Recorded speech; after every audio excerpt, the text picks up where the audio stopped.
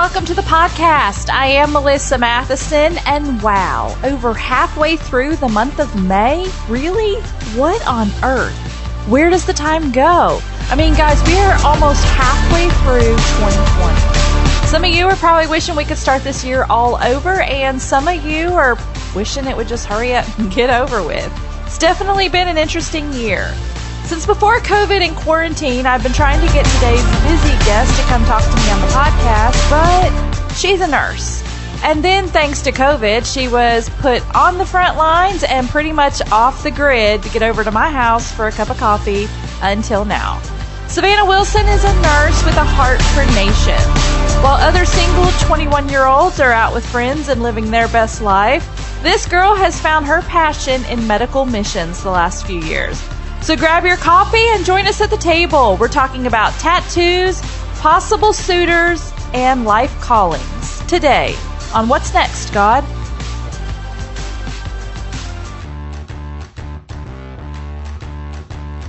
But we talk about coffee a lot because we like coffee. But you like coffee too. I do. I am a coffee connoisseur. A coffee connoisseur. I really am. Really? I am. Like you love coffee like that much? I do. I didn't know that about you. No, I don't give off the vibe, but I really do. I love coffee. I really do. I didn't know that. I do. I have a ratings of all the coffee shops in Tupelo. Where you live, in Tupelo, Mississippi? Mm-hmm. I rate them all. I'm not going to say which one's the best because I don't want to, or which one's the worst because I don't want to give off that rating. We won't tell. Yeah. That's okay, but you have some favorites. Okay, well, tell me then, like, one favorite coffee shop of yours in Tupelo. Or two. Do you have two top? Let's see. Or just one top? First one would be Tupelo River. So Tupelo River. They just opened a couple months ago. Super sweet Christian couple that owns it. Yes, I've heard really great things They're really about them. awesome. Second one would probably be Lost and Found as well. Christian couple that owns it again. Yes, I've been to Very both of good, those. yes. Well, I haven't been to Tupelo River, but I've been to Lost and Found. Yes. But I've heard about Tupelo River. Yeah. I haven't been able to get over there yet. Super nice. They give you a real cup with the latte art in it, which just makes the latte taste 10 times better. So when you go, like, what is your drink of choice? I'm a latte with vanilla in it. Vanilla latte. Vanilla latte. Basic. Just a basic vanilla. Are you a small, medium, or large? Oh, definitely the largest. All the way large. The venti. Do you do special milk, or are you just like, just give me the milk, or do you want like the oat milk, the almond I'm milk? not that weird person. I was like, give me no. I think that is so weird. Sorry to all the people who drink oat milk, but well, I think for a lot of people, it could be like a dairy allergy. True, maybe that's why they have to explore some of these other. Yeah, definitely. Give me whole or nothing. Yeah, yeah. I'm that way too. If I'm going to take in all the calories, just give me milk. the whole milk. Yeah. I mean, throw in all the heavy cream. I don't care. Yes. I want it to taste good. If I'm gonna do it, I'm gonna splurge. If you want extra hipster points, you can get the oat milk. You can get the oat milk. We all know you're like struggling to get it down. Like that tastes bad.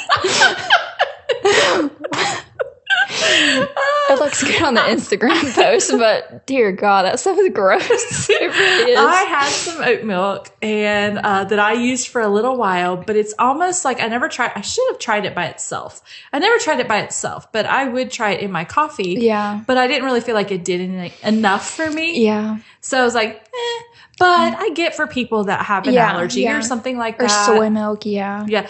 Oh, just no soy for me. No. Nope, I'm going to just go with my regular. It's whole, please. 2% in my lattes. Yeah. But I balance it out. I am trying to do a lot of just more coffee and less all the fluff lately. So yeah, more bitter than sweet. I'm trying to. That way maybe I drink less of it because I really like all the sweetness. Not necessarily just the coffee. Exactly. But do you notice a difference in this coffee? Is it good? Do you like it? Try it. Take a sip. Because you picked this one out of our coffee. Is it strong? A little bit, but I think I put enough creamer in it to. You did? Yeah, okay, it's really good.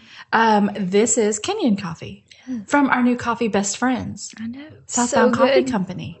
They made this. Shout out Fields. Thank you. Shout out Fields and Josiah, our new coffee best friends. Let me taste it. Hold on.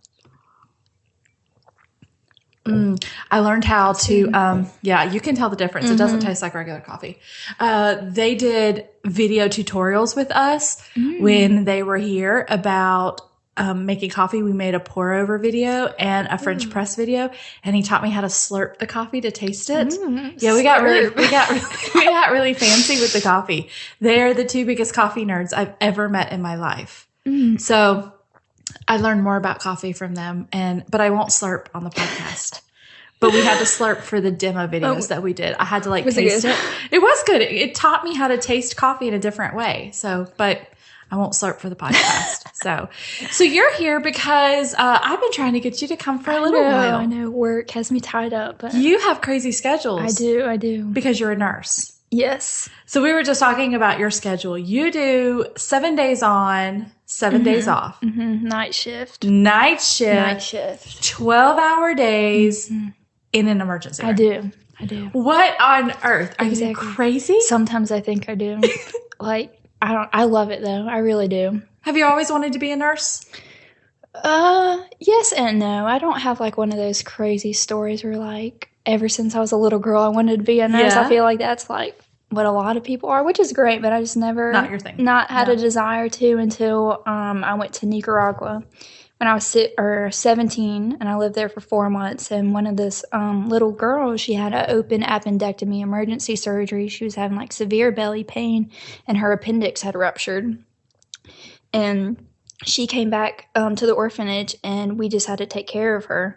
And I was 17, had no idea what to do, but I just found myself caring for her like I was a nurse.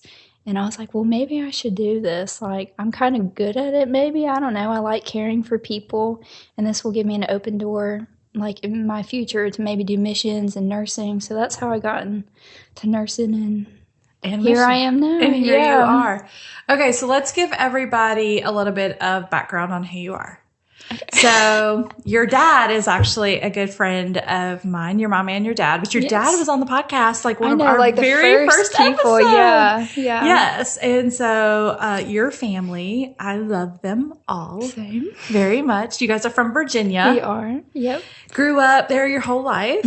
Till I was 15, and then we moved to Alabama. Hey, we talked to your dad a little bit about what that was like when your dad and mom just moved you and your sister to another state when y'all were teenagers. Yeah. So your dad kind of gave his side of that story. If anybody wants to go listen to that, if you're a dad and wondering, hey, how do I move my family? Uproot my whole family. And everything from school and friends and all of that. You need to go listen to Richard Wilson's episode. I think it's 6 or something like that in the very beginning of the podcast history. But what was it like for you moving? You were 15, left everything and everyone you knew and moved to another state. It was a shock to me when I found out we were first moving. I had just gotten back from Ecuador on a mission trip in the summer. I packed my bags, sat down, and my dad was like, hey, yeah, by the way, next year we're moving to Alabama. I was like, oh, great, okay. Just took me by surprise. Because we had visited the ramp a couple summers before and went to the conferences. Okay, so tell me what that was like for you when your dad moved and your mom moved you guys all the way to Alabama. You had been in Ecuador on a trip. You had just come home, and your dad said, hey, we're moving to Alabama. I'm like, oh, fun. We lived in a very nice neighborhood, very nice city area. In Virginia. Yep. There's so many things to do. You could go to the beach 2 hours away. You could go to the mountains 2 hours away. There's just a lot to do. Had so many friends. And then we get to Hamilton, and there's a McDonald's and a Burger King. And a KFC. Yeah, and a KFC. And you can't forget. Yeah, you can't forget that. And maybe 5 Staples. And I knew no one. Yeah. And as a 15-year-old, that was super hard. Coming to this town. I think it hit my sister a little bit harder. She was, I think, 12 or 13 at the time. And she just shared her testimony at the ramp, how she dealt with depression and everything. And it didn't really hit me that hard because once we got to the ramp, we just totally dived into the youth group. So that kind of, I think, saved me for a while, just being around Brian Beasley and Elise and Alex Gallion and Chase Durkin, all of them, really integrating us into the family. Molly was the first person I met. Yeah. She was my best friend. We had so many good times, but it was really hard not knowing anybody as a 15-year-old and just starting over. Yeah. But I don't think I would have be where I'm at right now in my life if we didn't move to Alabama. Yeah. Because your family had a word from God to move. It was for people that don't know the story. Sometimes jobs move people. Lots of situations can happen. Yeah. But your family felt like from the Lord to be living here in Northwest Alabama. And it's hard to explain sometimes for people that don't know what it's like to hear from God or don't hear from God in the way other people do. But it's like this thing you just know this might be hard to do, but we know that this is the right thing to do and the best thing to do for our family. And at the time, I thought, like, this was just for my parents. Like, my dad was going to RSM, my mom, like, this was their word, like, not me and my sisters. But little did we realize, like, our whole lives changed. Yeah. Like, in the 6 years that we've been here, like, I can't believe you've been here 6 years. It's crazy. It is crazy. I just remember me and Molly. I only knew Molly in high school. She was a freshman and I was a junior. And woof, we took Hamilton High School on by ourselves. We aren't as close as we are now, but whenever we do get together, it's like it's the same. It's never left, Yeah, and that's actually called adulting. Yeah, exactly. Because you get to these phases as you grow and mature that suddenly things just start to change around you. And sometimes we want to so desperately hold on to everything and like not let things change, but change is every day, all day, and we got to be willing to kind of ebb and flow. And a good, healthy relationships mean, hey, I may not hear from you for a little while, but I know when we get together, we can pick right back up where we were. Exactly. And I imagine you have a lot of friends that way because you don't stay in one place for very long. Yeah. So you have this huge heart for missions. I do. For nations. When did that start? Man, I went on my first mission trip when I think I was like 10 or 11 with my dad. Okay. We went to Trinidad and just ministered to like the Muslim people there. But I think what really got me into missions was, I don't know if you ever heard of Acquire the Fire. I have. It was based out of Dallas, Texas. They would go around and do like these conferences, almost like the Ramp does. But they would go to different cities and travel and just get tons of young people to go and just experience God. And I remember going when I was like 12. We were still in Virginia. I was in a youth group. And I went to Acquire the Fire, and they had this part of Acquire the Fire was Global Expeditions, their mission branch of the ministry. And I was like, I think that would be fun. When I went on my first trip with my dad, I was still like 10 or 11, so I really wasn't into it. I just kind of went because I went with my dad and my mom and everybody. It was just kind of a family thing. But then I got to Acquire the Fire, got to a Global Expedition branch, and they were just talking about all these mission trips around the world. And something just like captivated my heart. I was like, I need to go on one of these trips. Yes. So my first trip was to Alaska, which is not, I guess it's still in the United States, obviously. But it's still a mission Yeah, it's field. like it's its own separate world up there. I was like 13 at the time. And that trip just kind of opened my eyes to see like what missions is really about. We minister to the people there. They have a really high suicide rate and alcoholism because it's. So what was your favorite thing about the trip to Alaska? I think my favorite thing was doing VBS with the kids. All the little village kids would come out, and we would just have our own separate time to just be with them one-on-one, sharing the gospel. And as like a 12, 13-year-old girl, like that was just super special for me to just, I don't know, I'd never been in a situation like that. So just kind of like sharing my part of how I knew God myself and like telling the little kids was really awesome. Yeah. But I think the trip that really defined like my heart and missions was I went to Ecuador, and I had actually came to the Ramp the fall before when I was like 12 or 13.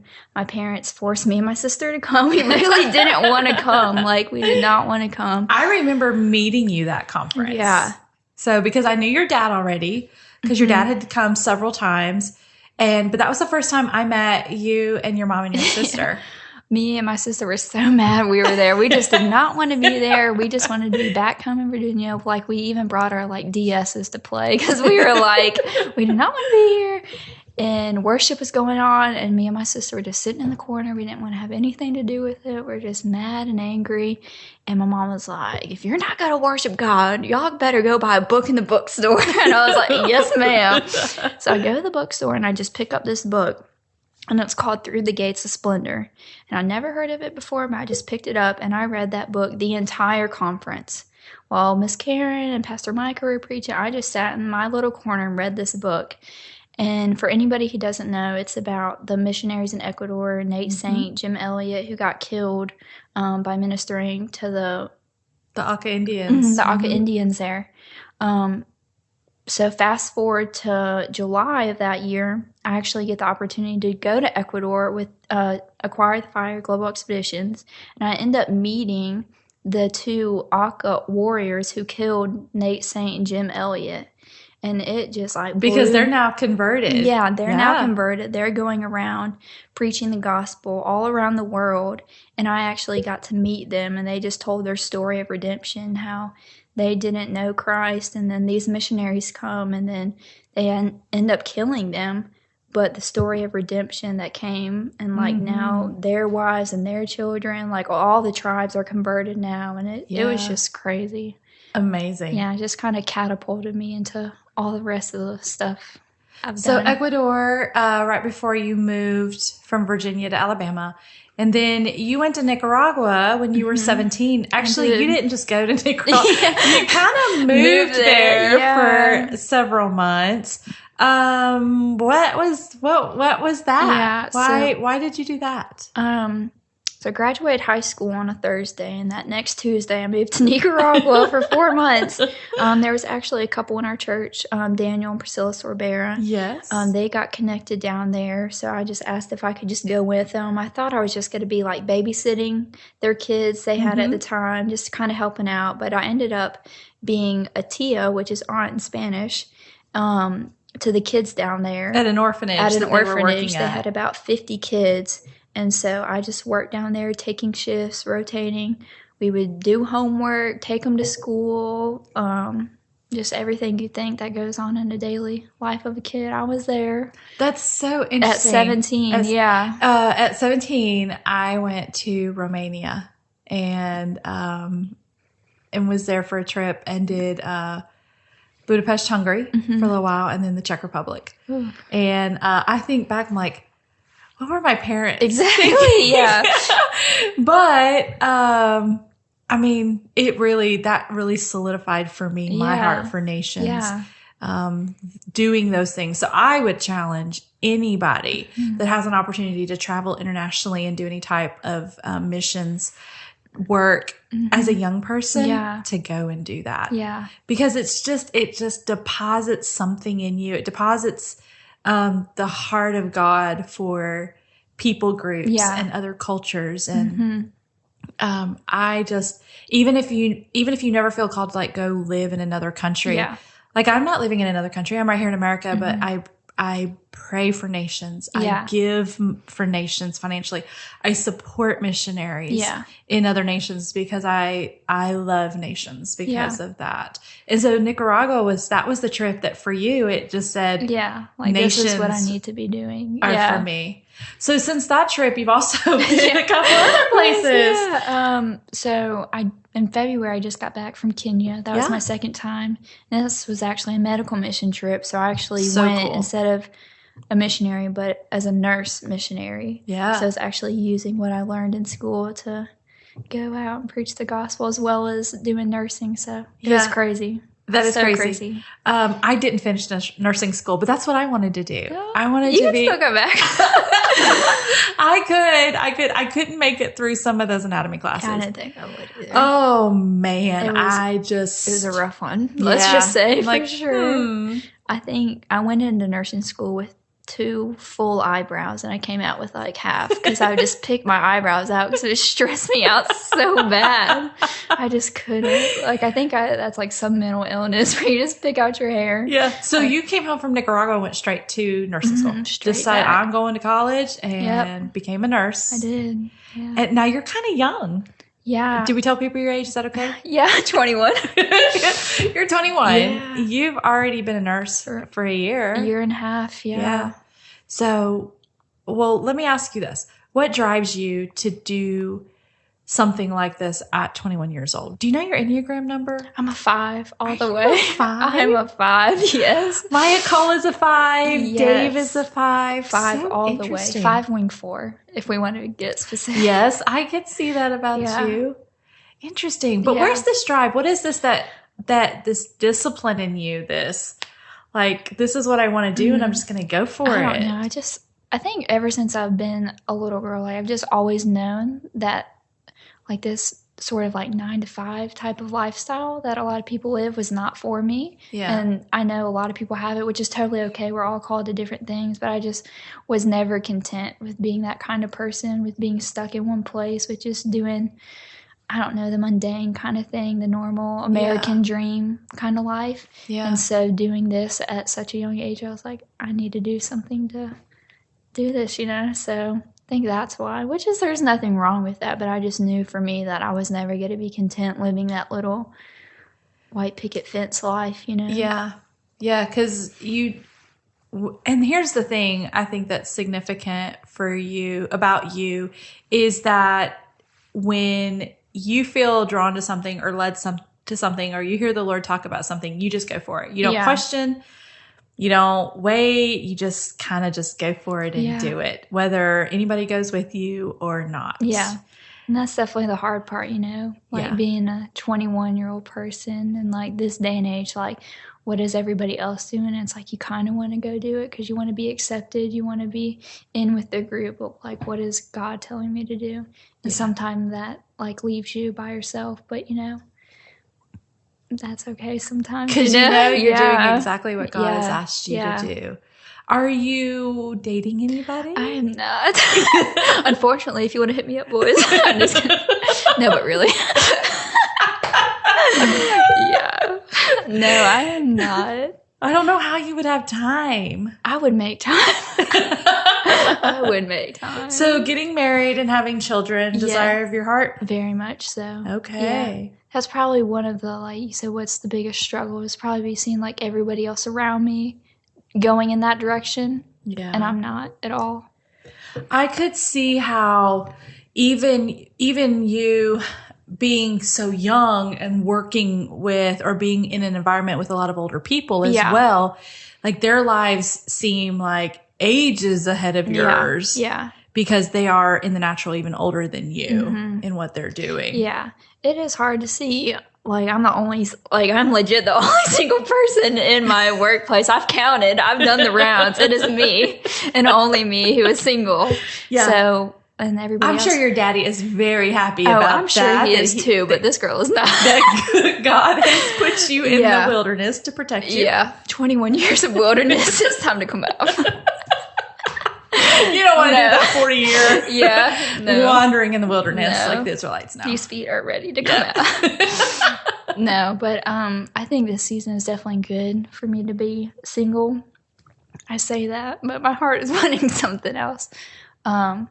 It's because I think it's good to learn how to be by yourself in your early 20s. Mm-hmm. For, I don't know, just I learned how to live by myself. I've been living by myself for a year and a half. I think that's really solidified me, and just learning how to be by myself and not have to rely on anybody else making me happy. Like, I can just do that myself. So I think it is good, but when the time comes, I think I'm definitely ready. You're going to be for the right person. Yeah. Yeah. No, and that's really all this is. Like, every day is preparation for what is coming. And so when you're just faithful with every day, go, okay, God, any day now. Yeah. I'm good. Ready. So, but you're learning how to find identity in Him. Yeah. For some of these people that are younger and single, and, God needs to establish some things in you. Yeah. So that you know who you are and don't have to take a lot of baggage into for sure. other relationships. Mm-hmm. So you'd be okay getting married at a young age, because 21's kind of young. Yeah, I say that. Yeah, I think I would have to date somebody for a while. For a couple years, okay. But yeah, I think like anywhere 21. Does your dad have like that whole application to date my daughter kind of thing? He has a like special application. Like, he says if any guy wants to ask me out, that they're gonna have to meet him at the jiu-jitsu map, and they're gonna have to make my dad tap which I'll probably be single till I'm 30. Thanks, Dad. Like, I definitely. Plus, your dad used to be in law enforcement. Yeah, exactly. So he, has knowledge of big boys only. Yeah. Allowed, please. No spaghetti noodles trying to fight my dad. Somebody needs to go, get him a little good workout. Yeah, so I think get him to go train with Stephen Womack first. Yeah, and then fight my dad. Yeah, go like, Mr. Stephen, will you please train this guy so he can go beat my dad, so I can finally have a date, so I can go on a date. Yeah, I remember going on a date one time. We were leaving church, and I was probably about 17, and the guy did not come open my door, and my dad was in the vehicle, kind of like 2 rows over, and he honked his horn, and I was like, what? And he's like, don't get in the car. I was like, what? He's like, don't get in the car. He has to come open the door. Well, the guy didn't hear that. So like he's in the car and he rolls the window down. He's like, hey, something wrong? You going to get on in? And I was like, oh, my dad. my dad's right there. And he says, you got to come open the door. And I'm like trying to talk to him without my dad seeing that I'm like giving him a clue. Because my dad's like, just don't get in the car. Don't get in the car. I was like, oh my gosh. I was like, but then the guy goes, oh, okay. And so he gets out, comes and opens my door and gets in. But my dad was not going to let me get in that car. Yeah. Unless that guy opened the door for me. That is very sweet, though. Yeah, that was just my dad looking out for me. Yeah, I don't know. Just because he happened to be there and see the whole thing. And I was like, oh, yeah. So embarrassing. But all these years later, I married a man who opens the door for me. And I love it. Because I didn't think I really cared. I was like, I can open my own door. What's the big deal? And then when now, they do it. All these years later, I love it. I'm spoiled. Yeah. So that's just my story. But I think my sister, she's going to be the ultimate person who has to say yes or no, because every guy I've ever dated, she knows either yes or no. And she can tell before like the first date. She's like, no, Savannah, like that's not going to work out. I'm like, yes, it will. And then does she know the yes or no because of you? Like, because she knows you? Or does she have like this discernment about the guys? Discernment about the guys. Oh. And she's always right. And I'm always wrong. I'm just like, yeah, I love them. And then like, heartbroken, shattered in pieces. So she's Mariah. Like, I told you. I'm like, yeah, you did. That sounds just like Mariah. It is. Like, she is so savage. She was like, no, Savannah. Yeah. No. That's what sisters are for, though. And they really are. And I didn't appreciate it until afterwards. Yeah. So are you going to listen now moving forward? Or are you still going to just keep trying to figure it out on No, your I'm own? definitely going to listen. Yeah, for sure going to listen now. Heartbreak, huh? Yeah. Hard stuff? Yeah. Do you have any advice to some young girls? Guard your heart, for sure. Yeah? Yeah. What does that mean? What does that mean to you to guard your heart? I would say just don't put yourself out there all the way, just I love you and all this stuff, like keep your vulnerability and emotions like to yourself at first, because once you put it out there, you can't get it back, Mm-hmm. So guard your heart, ladies. Yep. Yeah. Yep. Because you have stages in dating, and it's almost like, it's sort of like there are certain things you can do when you're married that you shouldn't do when you're dating. Mm-hmm. And there's things maybe you can talk about when you're engaged that you shouldn't talk about when you're dating. There's like levels of relationship. And so the first date is not the date to go ahead and plan your wedding and name your babies. Yeah. Do not do that. Been there, done that. Yeah. Do not. Dating is just an opportunity to get to know people. And I think, when you get to that stage in your relationship, like, oh, well, I can fully lay everything out on the table. Yeah. But not at first. Keep them bad boys to yourself. Yeah. Yeah. Yeah. Where's your safe place right now? Do you have like, is it mom? Is it dad? Is it Mariah? Is it a friend? Is it just God? I'd say it's probably a bit of everything. Mariah for sure. My mom definitely for sure. And definitely God. Yeah. Probably the three of them. Yeah, for sure. Yeah. I think me and Mariah we were close when we were younger. I think every sibling's like fight and stuff. But like since we've been older and moved out, like I can honestly say she's my best friend. Oh. Yeah. So it's really sweet. Yeah. I love that. What do you see yourself doing in 5 years? Or are you still going to be working at the emergency room at the hospital in Tupelo in 5 years? No. 5 years, man.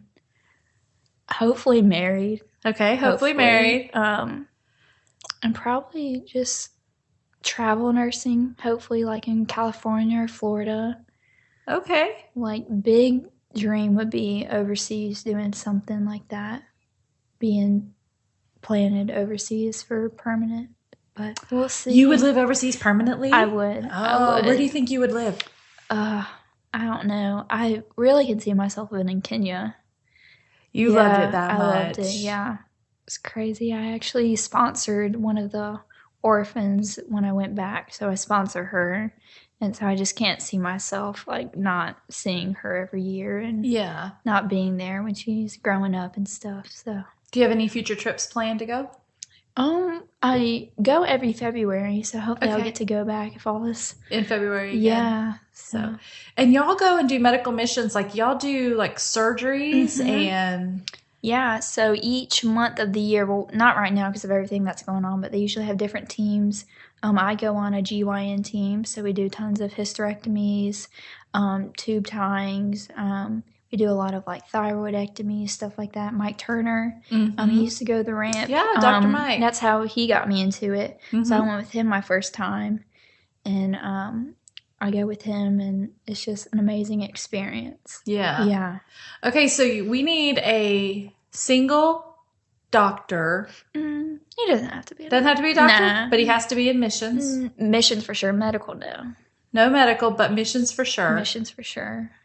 That would be willing to live in another country. Preferably tattoos. If not, we'll get you there. You love tattoos. I do. When did your love for tattoos start?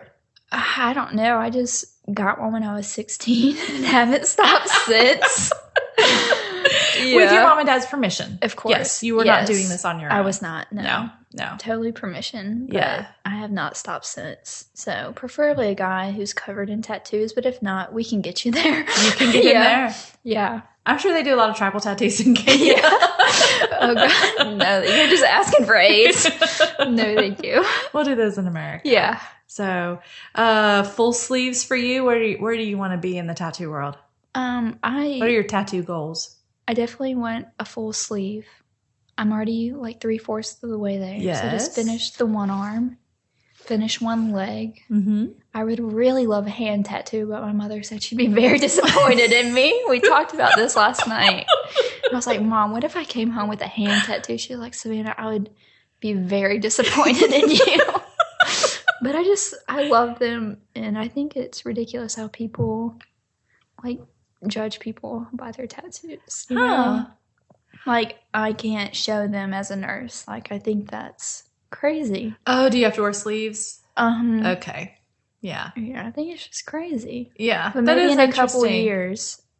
I don't know. Change. I just feel like they're so common these days that you'd think that people just wouldn't think about them anymore. I don't know. I get a lot of comments at work about them if I like roll up my sleeves, and I don't know. Yeah. Interesting. Yeah. All right, so he's got to be tattooed. Mm-hmm. Loves their mom. Loves their mom. That is a big one. That's so good. That is a good one. They have to love their mom. They do. Yeah. Older or same age? Doesn't matter? Definitely older. Definitely older. Like, I'm 21, so max I'd go is like 30. I would date a 30-year-old. Okay. Okay, I'm still thinking. I got my mom hat on. No, I'm still thinking about that one. Guys definitely mature slower than girls. I need somebody who's going to be like on my level or like way above me. Yeah. So I think 30. That's max though. Definitely not over 30. And sometimes there's like an emotional age and a physical age. Yeah. So I mean, I definitely wouldn't date someone my age. Yeah. So we need to find somebody like that might be physically 25 but emotionally and mentally 30. Yeah, I think that would be perfect. Yeah, good. I've just made Richard and Christy Wilson. You gave me the eyes like 30. Relief. This girl is. I didn't give you the eyes. I was just like, oh wait. Red flag. I had to put my mom hat on. Yeah. Because Richard and Christy Wilson will have a talk with me. Like, why did you encourage my daughter? So Richard and Christy, hopefully I've talked her down. To 25. A few years. 25 is still a little bit young for me, but if they're what if they're like a 25 like you that's just like knows what they want to do, doing life, loving Jesus. Yeah. I would take it. On their own. Yeah. I think God's going to surprise you. Yeah. You just never know I'll take what I can get. Here's what I've learned. Don't ever put God in a box. Yeah. Because you just never know. Yeah. What he's going to do, when he's going to do it, how he's going to do it. Yeah. It might look nothing like you expected. Exactly. If you come to me one day and go, okay, I met somebody and he's 19, I am going to die laughing. 19, oh my God. No, we won't do that to you. My mom has always said that because I definitely do have a type. And my mom was like, Savannah, you're going to marry some like country boy who loves fishing and drives a big old yee truck because that is not your type, but it's going to be a God thing. Yeah, that could happen. Oh God, please no. But when it happens, like you're gonna love it. It's gonna be okay. Yeah, yeah. You just need to go watch. What's that Sandra Bullock movie with Harry Connick Jr. and? You're asking the wrong person. Oh, okay. So there's this movie where she comes back and like she falls in love with the country boy. So I don't remember what it is. I'm not recommending it to everybody listening. I just remember that Sandra Bullock fell in love with the country boy back home. Ooh, if I fall in love with a country boy, y'all know that's a God thing because, no, sir. Yeah. So that's one of the great things about walking with God and being able to hear his voice is that sometimes when he asks us to do things or when he nudges in a direction that we would not normally go, then I can pretty much guarantee it's a God thing. Yeah. And not something that I'm trying to make happen. Exactly. So, yeah, I'm going to laugh. Just don't let us make me a 19-year-old redneck named Bubba. Oh, God, please. God, please don't send me a Bubba. All right, so California, Florida would be ideal for you to travel nurse. Why California, Florida? I just think, like, I've always loved bigger cities. And the water, apparently. Yeah, water, just like the culture, very free, I guess you would say. Yes, all the old people retired and living free in Florida. All the hippies. All the hippies, all the hipster, all the California? Hipster vibes, yeah. Yeah. Just get out of the South for a bit. Hey, what does your name mean? Do we know? My name, Savannah? It's nothing special. It's a grassy plain in Africa. Yeah. My mom was like, I hope she doesn't ask you what your name means because we did not think about it. She really said that. She was like, I really hope she doesn't ask that because there's nothing special about it. But there is because of how much you love Africa and Kenya. Yeah, I guess, but it doesn't mean like breath of wind or like spirit of God or something. It's like a grassy plain in Africa. You know, nothing special. No, I think that's incredible. I think that describes you perfectly. Yeah. So the grassy plain to me represents growth. Green is a lot of it's growth and health and vibrancy. Like even green and like just that whole health and wellness. The plain is like a place that you can see clearly and you can see all the way across. There's nothing in the way, like nothing hindering your view. You have this big plain. And then Kenya just in your heart for Africa. Yeah. I think it's the perfect name and the perfect meaning for your name. I mean, I'll take it, but they were definitely not thinking about that when I came out. They weren't thinking about that, but they named you and God said, I'm going to put Africa in her heart and she's going to grow and thrive and she's going to have vision and see clearly. Yeah. And your parents didn't even know that. They didn't. But I'm going to take it now. 21 years later. Hey, what's your middle name?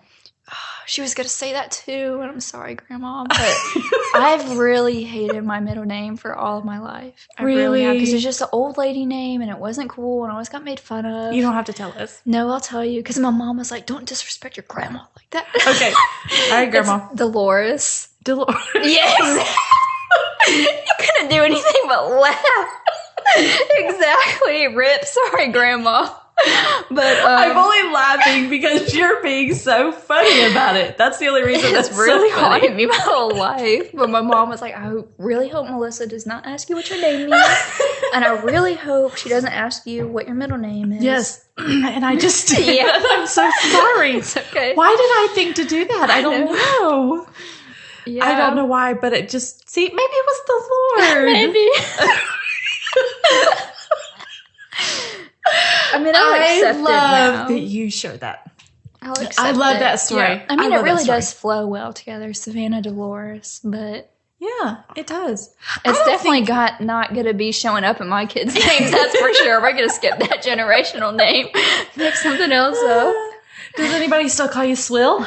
Oh, dear God. Only y'all. Only y'all. Okay, so scratch that. Nobody calls her Swill anymore. No, mine, we have like 3 or 4 Savannahs who work at my work. So I don't even get called by Savannah anymore. They call me Wilson. Oh, okay. I have not heard the word Savannah in like 6 months since I've been working there. They just call me Wilson. Really? So that is much better than Swill. I was not going to bring that one up again. And Swill is because your name S for Savannah and Will for Wilson, so Swill. Yeah, but we won't call you that anymore. I don't know why. I just thought of Swill, too. I mean, I thought it was so cool. I had that bad boy on my license plate. I thought I was a cool cat. And then, like, I'm looking at it now. I'm like, oh, my God. Like, why? Okay, so if you could change your name to any name, what would it be?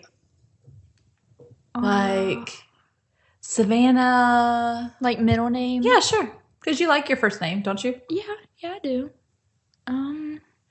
Savannah. I thought you were going to tell me it was like Marie or something. I was not.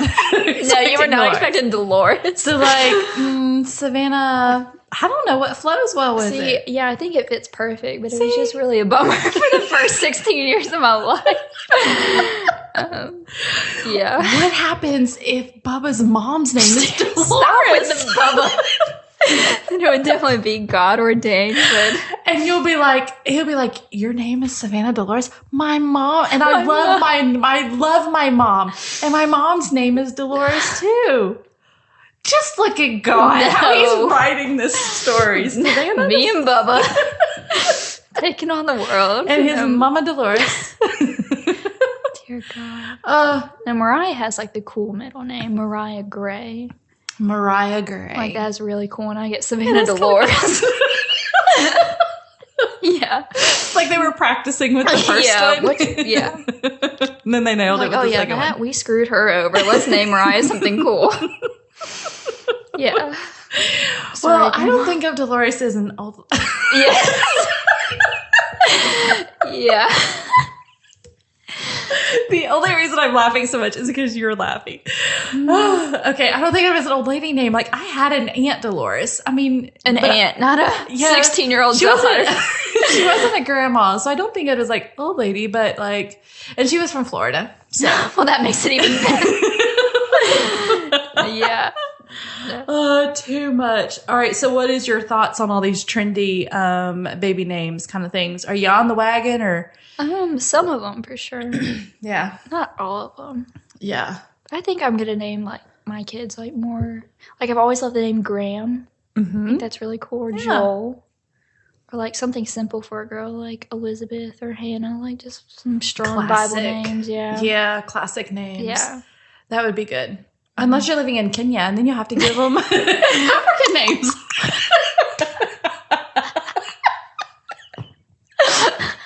Mix that with Dolores in the middle. Dolores.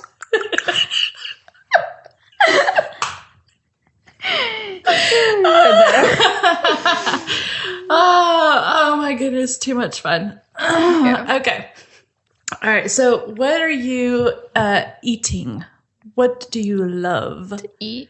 Yeah, like what are your foods? Are you cooking, or are you... I do love to cook, except when I'm working, because I like to cook to enjoy my food. But when I work, I just like cook to just have something to eat. So I'm not really like cooking up my favorite foods. Yeah. Just because people that travel internationally or that love missions usually love food and food experiences and stuff like that. I'm very much a foodie. Like me and my sister, like our dream is to go to like a 5-star restaurant. Mm-hmm. Like just like one of them super bougie restaurants where you have to wear like black tie stuff. Oh, and like it's like 2 bites of food, but it costs like $600. Oh yeah. And yeah. Do that. We're all about that life. Yeah, with the Aldi budget. Missionary in Kenya. Yeah. Bougie restaurant. Yeah, but I was actually surprised. Kenyan food is delicious. Okay, so what is Kenyan food? What is it? it's a lot of rice and beans. Okay. And then it's a lot of chicken, just like spiced very differently. I don't even know how to describe it, but it's really good. Tons of like fresh fruit. They have this thing called chapati, and it's almost kind of like a tortilla, but smushed down. It's almost kind of sweet, and you just eat it with your rice or your eggs. Mm-hmm. It's like a staple food there. It's really good. So a lot of eggs, chicken, fruits and vegetables. They eat with their fingers too, don't they? They do. Oh. Which is interesting. It is very interesting. I mean, we had forks, obviously. But yeah, Native Kenyan people eat with their fingers. Yeah. Yeah, it's cool to see how they live, and that whole experience was just crazy. Like, I was reading a book from a girl who started businesses for women in maybe it was like Ghana, Uganda, Kenya, somewhere. But she was talking about how she went over thinking she was going to go and help the poor people there. Mm-hmm. But she ended up landing in, like, she said the cities there are so vibrant and alive and rich. Like it's completely different than what she had in her mind of what Africa was going to look like. But you feel drawn to the poor. You feel drawn to definitely the rural part of Kenya, living like that. I don't know. I always like heard of these like crazy stories growing up, like missionaries in Africa, and then I went there and like witnessed it firsthand. Like, I remember there was somebody they were operating on, had like a tumor or something, and this person had actually gone to like witch doctors to try to get it off, and you just see like markings all down their body and things like that. Like, it's crazy. And then they actually still practice that. Like a couple miles away from where we were, there's a tribe that still does female mutilation. Wow. And the American missionaries who lived there, they would go out there and tell the girls, if you ever need anything, if you ever feel in danger, just call us.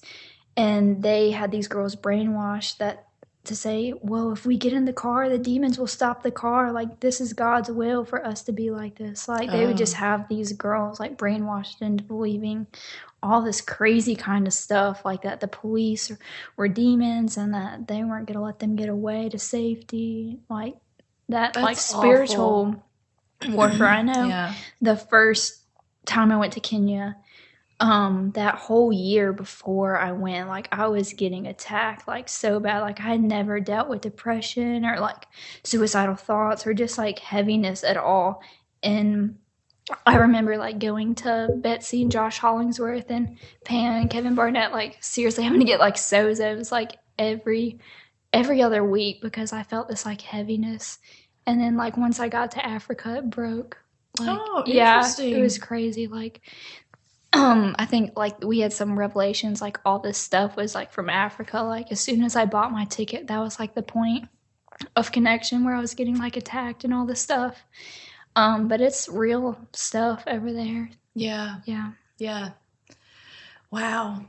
I almost could even see you helping some of those girls you were talking about. Just because you are so young, you may be a connecting point and be able to reach a certain group of girls that a lot of people wouldn't be able to interact with, to be able to pull them out of that kind of stuff. Yeah. So. And even going over there doing the medical stuff, which I love, but I really love just being with, like, the kids. Like, that was my heart, just being with them and, like, spending time with them. Of course, like, the medical work was so needed and I enjoyed that, but, like, coming back and just, like, really devoting time to these kids because their stories, it just breaks your heart. Like, I know there's foster kids in America and I know their stories are bad, but, like, these kids, like, just reading their pages and what they've gone through and they're only like 10 or 11 just breaks your heart. Yeah. But that is very real. Yeah. Yeah. Ever think about adoption? Do you think that might be something in your future, some of these kids? I would definitely, like, go over there and adopt all of them. Yeah. I could see that. Yeah. I could see Bubba going, whoa. Bubba. And my mother-in-law, Dolores. Wow. Savannah.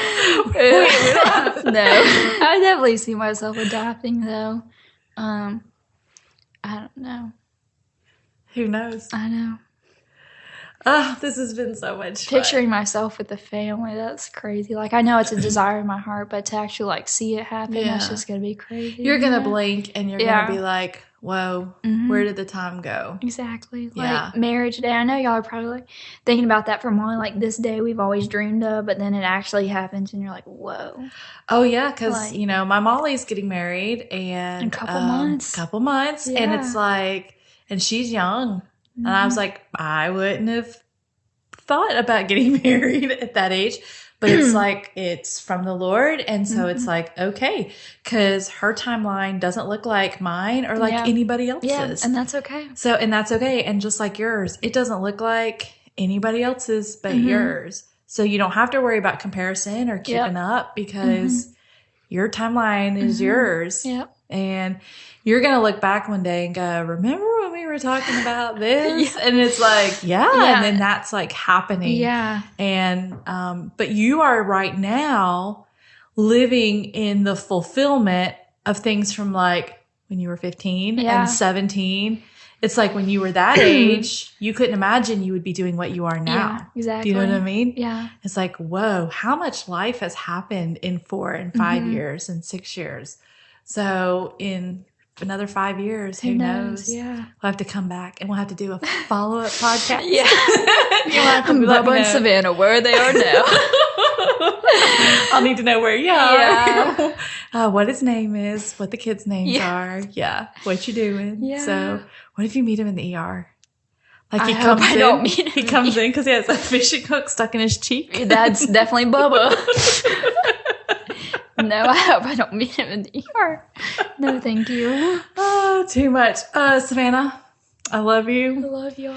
And I am excited to see what God's going to do with you in the future. And you are living all the medical missionary dreams I wish I had done at your age. But you actually did it. So if I ever go back to school, I will give you a call and go. I'll give you all my books. I'll be like, hey, can you tutor me in anatomy? Because I am not loving this at all. Thanks for having me. Yeah, it's been fun.